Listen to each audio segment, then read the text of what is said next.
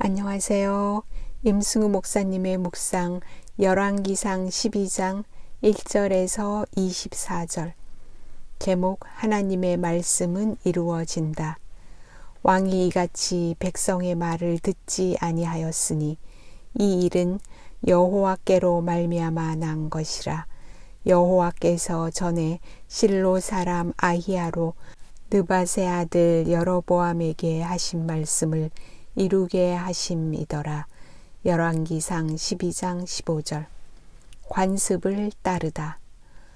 르호보암이 세겜으로 갔으니 이는 온 이스라엘이 그를 왕으로 삼고자 하여 세겜에 이르렀음이더라. 르호보암이 솔로몬의 뒤를 이어 왕이 되는 것은 그가 다윗의 후손이기에 정당한 수순이었습니다. 그런데 르호보암은 이스라엘 전체의 왕이 되기 위해서 이스라엘 백성 전체가 모이는 세겜으로 가고 있습니다. 이전에 사울과 다윗은 이스라엘 전체 백성의 인정을 받는 관습을 따랐습니다. 왕권이 강했던 솔로몬 때에는 그런 일이 없다가 이제 르호보암 때에 그런 일이 재개되었습니다. 그러나 왕은 하나님이 세우시는 것이고 하나님의 뜻은 다윗의 후손이 왕이 되는 것이기 때문에 세겜에서의 회합은 하나님의 뜻이 아니었습니다. 르호보암의 결정은 애굽에서 돌아온 여로보암을 대표로 하는 이스라엘 전체 회중은 르호보암에게 그의 아버지 솔로몬이 그들에게 부과했던 고역과 무거운 멍에를 가볍게 해달라고 요청했습니다. 이스라엘의 왕은 힘으로 억압하는 통치자보다는 섬기는 목자의 모습을 보여야 했습니다.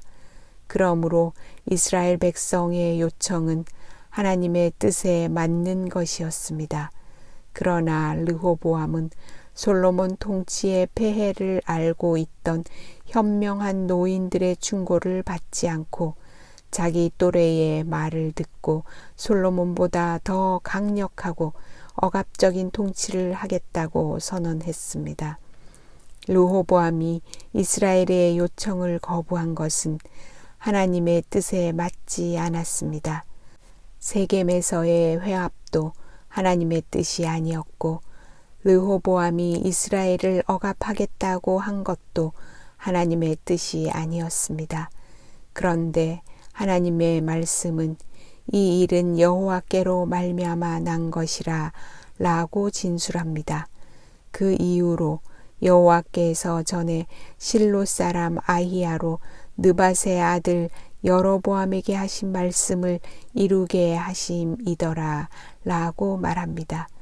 이렇게 우리의 하나님은 인간들이 하나님의 뜻을 따르지 않는 일을 통해서도 하나님의 말씀을 이루는 분이십니다.